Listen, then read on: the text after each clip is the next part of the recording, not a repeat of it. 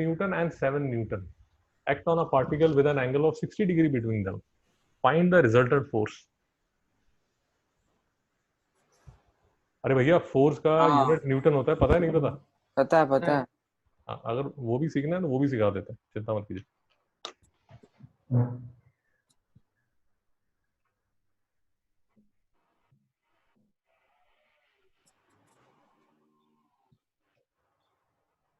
थोड़ा सा दिमाग लगाइए।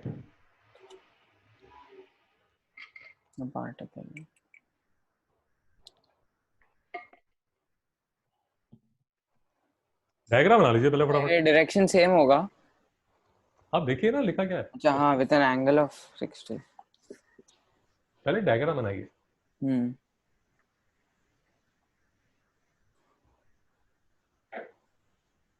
ये एक पार्टिकल है, इस पे एक फोर्स लग रही है ऐसे 7 न्यूटन की, इसको मान लीजिए चलिए पार्टिकल, चलिए ऐसे, हाँ ऐसे ही ठीक रहेगा। तो ये बन गया 7 न्यूटन। दूसरी जो फोर्स लग रही है वो लग रही है सर यहाँ पर, वो लग रही है यहाँ 5 Newton with an angle of 60 degree between them. Action साहब डायग्राम समझ आया कि नहीं है? हाँ सर। ये डायग्राम बना लीजिए, उसके बाद क्वेश्चन शुरू करते हैं। बना लिया सर? एक्शन साहब डायग्राम बना लिया? हाँ सर बना लिया। ओके, अब देखिए ये जो डायग्राम है सर, ये फिजिक्स में बार बार आएगा आपके सामने। अच्छा, ये जो डायग्राम है ये फिजिक्स में बार बार आएगा, तो ध्यान से समझिए जो हम कर रहे हैं। ये 7 न्यूटन है और दूसरा ये क्या था सर? 5 न्यूटन। 5 न्यूटन। और एंगल कितना था? 60 डिग्री। अब सर मुझे रिजल्टेंट वेक्टर चाहिए। आपको अगर समझ आ रहा है रिजल्टेंट वेक्टर यही होगा, कलर चेंज कर लेता हूँ, ये होगा रिजल्टेंट वेक्टर। ये सर नो सर? हाँ यस सर। ओके, अब सर मैं आपको ये कह रहा हूँ कि थोड़ा ध्यान से देखिए कि इसको करने का जो इजी स्टाइल है वो क्या है, क्योंकि ये स्टाइल हर क्वेश्चन में लगता है। इजी स्टाइल ये है सर कि ये जो 5 न्यूटन है ना, इजी स्टाइल ये है सर, ये जो 5 न्यूटन है इसके दो टुकड़े कर लीजिए, दो टुकड़े, दो पीस कर लीजिए, 2 पीसेस। 2 पीसेस मतलब एक पीस ऐसा और दूसरा पीस ऐसा। Yes sir? No sir? Yes sir. Yes sir. Action साहब का यस सर नहीं आया। हाँ। ओके, अगर आपको याद होगा 2 लेक्चर पहले मैंने आपको ये पीस करना सिखाया था। अरे अंकल आप तो बहुत चीजें बताते हो। तो देखिए, अगर आपको याद आ रहा है ये 5 cos 60 डिग्री था और ये 5 sin 60। नहीं समझ में आया? समझ में। समझा। ये देखिए, cos 60 degree is equal to base upon hypotenuse. Therefore OA is equal to OB cos 60। Action साहब डाउट है? नहीं सर। ये sin 60 degree is equal to perpendicular upon hypotenuse। perpendicular 5 cos 60। AB perpendicular upon hypotenuse। hypotenuse क्या है? OB। Therefore AB is equal to OB sin 60। Degree. OB क्या है? 5। cos 60 क्या है? 1/2। OB क्या है? 5। √3/2। √3/2। एक्शन साहब नहीं समझ आ रहा? समझा। ये है सर 2.5, तो ये हो गया सर 2.5 और ये क्या है सर? अगर आप कैलकुलेट करेंगे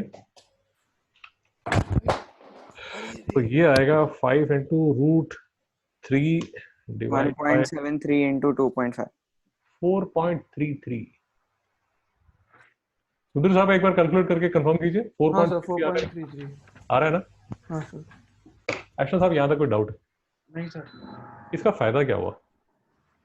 ध्यान से देखिए, इसका फायदा क्या हुआ ये आपको समझ आना चाहिए। यही जो क्वेश्चन है ये फॉर्मूला से भी हो जाता है, बट मैं रिक्वेस्ट करूंगा कि आप समझिए कि ये क्वेश्चन कैसे करता है। एक फोर्स तो लग रही है हमारे पास, ये फोर्सेस थी क्या थी, मुझे ध्यान नहीं रहा। हाँ, फोर्सेस थी। तो एक फोर्स जो लग रही है वो लग रही है ओपी, जो कि है 7। मैं यूनिट नहीं लिख रहा, यहां तक समझ आ गया। हाँ जो मैं कह रहा हूं वो जरा थोड़ा ध्यान से सुनिए। इस पे ओ आर करके नहीं, ओ क्यू करके ओ आर तो रिजल्टेंट है, ओ आर तो फाइनल रिजल्टेंट है जो हमें चाहिए। तो इस पार्टिकल पे एक फोर्स तो लग रही है ये 7 न्यूटन, जो कि लग रही है इस साइड पे, हाँ और दूसरी फोर्स लग रही है ओ क्यू, जिसके मैं दो वेक्टर बना चुका हूं। कौन से?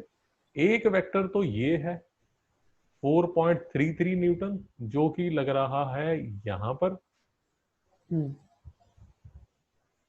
और दूसरा वेक्टर है ये 2.5, जो लगेगा इस साइड।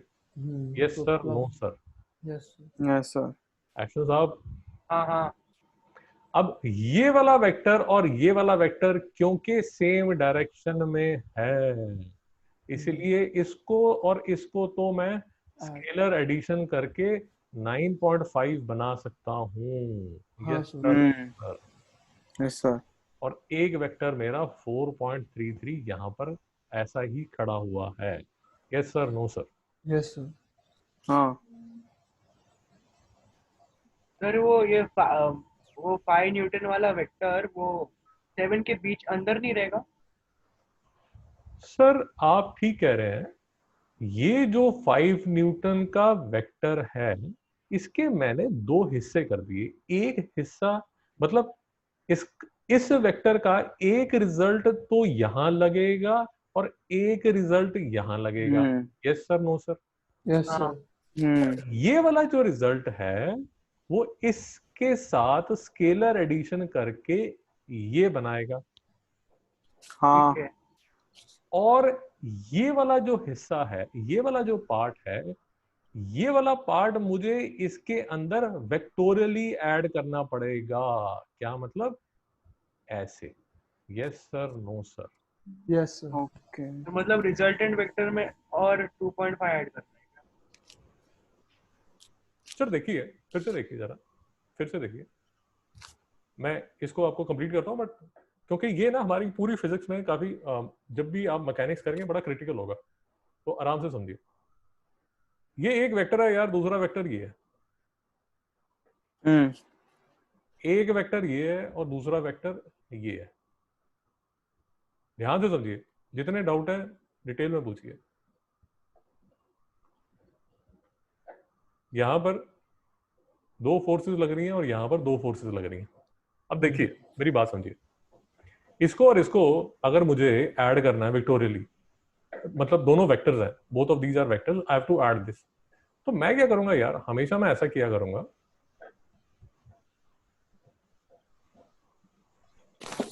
कि ये जो ओबी वेक्टर है ना, इसके मैं दो कंपोनेंट करूंगा।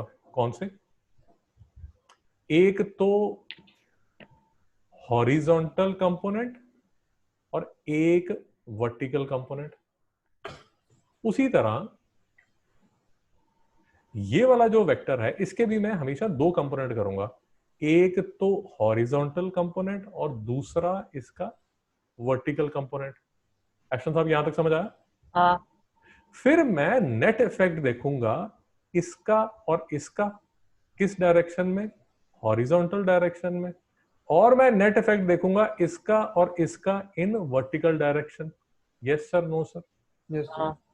अगर आपको लॉजिक समझ आ रहा है, ये वेक्टर से अगर आप एज्यूम कर लें कि ये लंबा है इससे, तो इसका और इसका जो नेट इफेक्ट होगा वो होगा ऐसे। हम्म और ये वेक्टर और ये वेक्टर जब ऐड होगा तो ये बनेगा एक लंबा वेक्टर ऐसे। Yes sir, no sir? हाँ। Yes sir. और फाइनली मैं क्या करूंगा सर? फाइनली मैं इनका रिजल्टेंट निकालूंगा ये। Yes sir, no sir? Yes sir. Yes sir.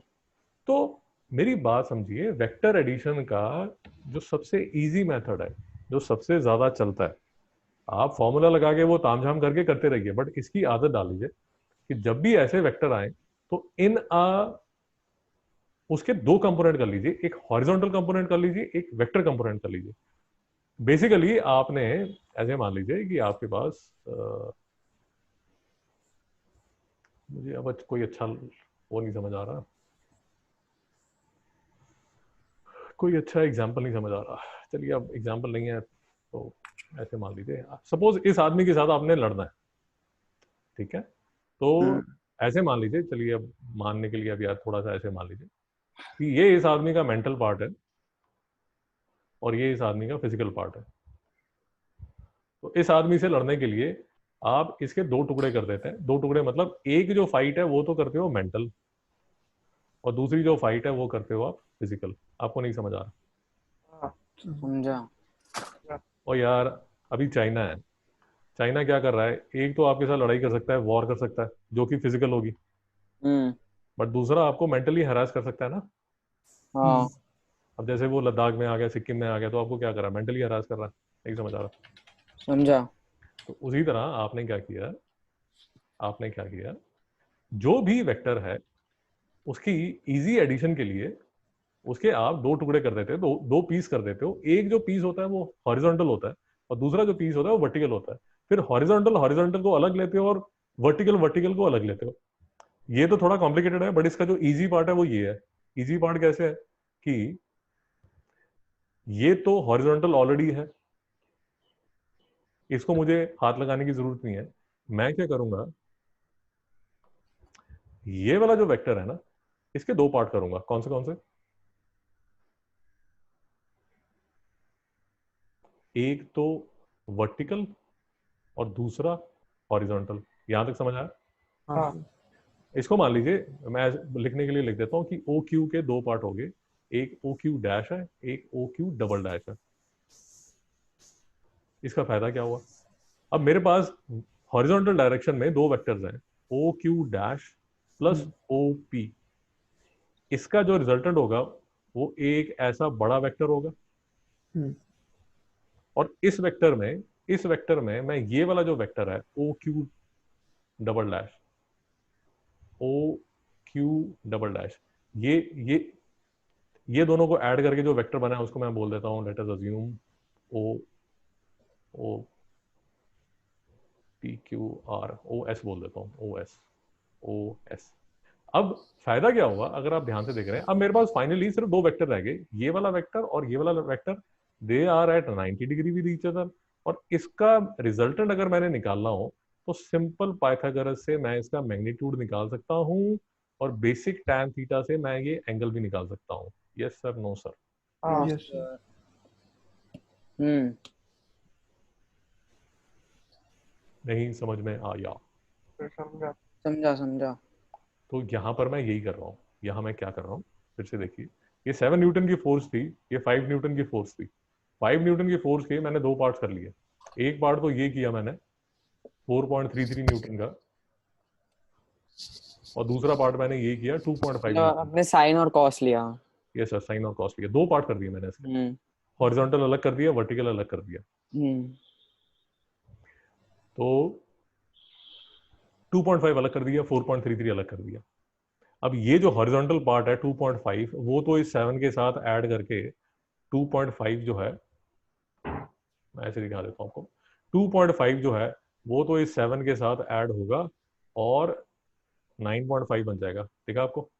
हाँ, और ये जो 4.33 है ये ऐसा का ऐसा यहाँ पर खड़ा। तो फाइनली जो क्वेश्चन था, फाइनली ये वाला जो क्वेश्चन था उसका आपने क्या बना दिया, ये देखिए, आपने इस क्वेश्चन को रिड्यूस कर दिया।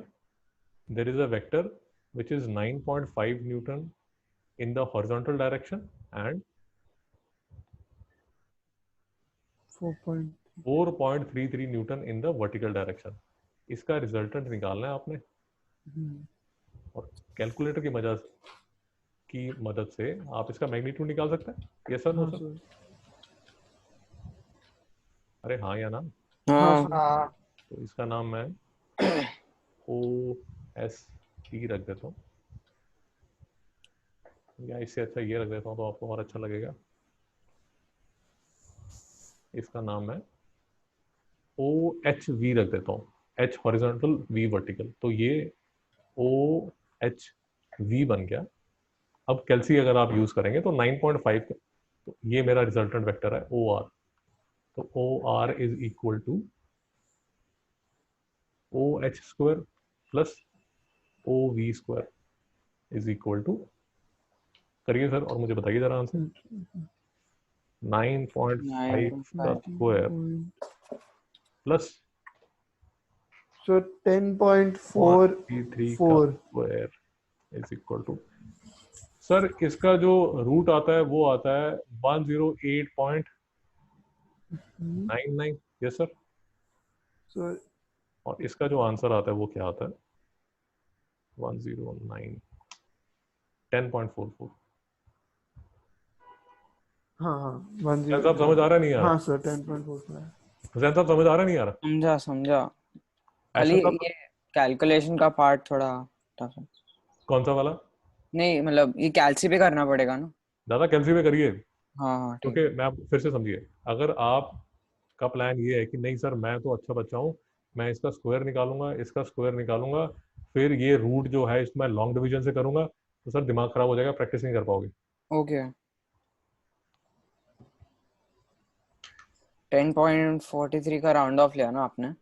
मैंने 109 का स्क्वायर रूट 10.44 लिया, राउंड ऑफ लिया। Okay okay. एक्शन साहब नहीं समझ आ रहा? तो समझा।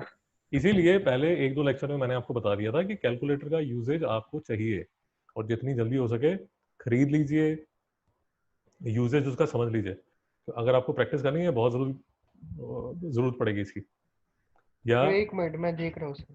हाँ, तो अगर आपको जनता आपको बीच में बोलेगी अरे कैल्सी अलाउड नहीं है आपको तो लॉग टेबल करने पड़ेंगे, वो लॉग टेबल वगैरह ठीक है, मैं आपकी बात समझ रहा हूँ, बट अगर हर क्वेश्चन को लॉग टेबल से करना शुरू करोगे तो बेटा प्रैक्टिस नहीं कर पाओगे, दिन में एक ही क्वेश्चन करोगे।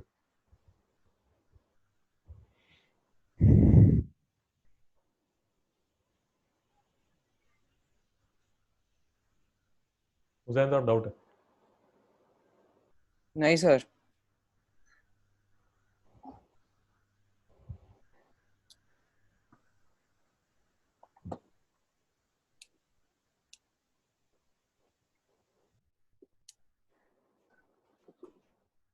इसी तरह का एक और क्वेश्चन देखिए, ये फिजिक्स में मैकेनिक्स जब हम करेंगे तो बार बार ऐसे रेजोल्यूशन ऑफ वेक्टर्स के क्वेश्चन आएंगे, इसीलिए मैंने ये शीट में ये क्वेश्चन डाले हुए हैं ताकि आपको परेशानी ना हो। सर 1 मिनट वो वापस दिखा सकते हो वो हाँ सब? सर, अभी दिखा देता हूँ, अगर आपको अभी भी समझ नहीं आ रहा रिकॉर्डिंग रहेगी सर, हम्म। आप उस पर भी दोबारा से जाके देख सकते हैं। ये लीजिए सर। एक्शन साहब आपको डाउट कहाँ पर है मुझे बताइए। नहीं सर वो देख रहा था वो cos 60 का और वो सब, वो खाली देख रहा था। तो वो आप रिकॉर्डिंग में देख लीजिए आराम से। ठीक है इतनी ठीक देर में है। आपको नेक्स्ट क्वेश्चन दिखा देता हूँ, हाँ तो अगर कोई डाउट रहेगा तो नेक्स्ट क्वेश्चन में समझ आ जाएगा। हाँ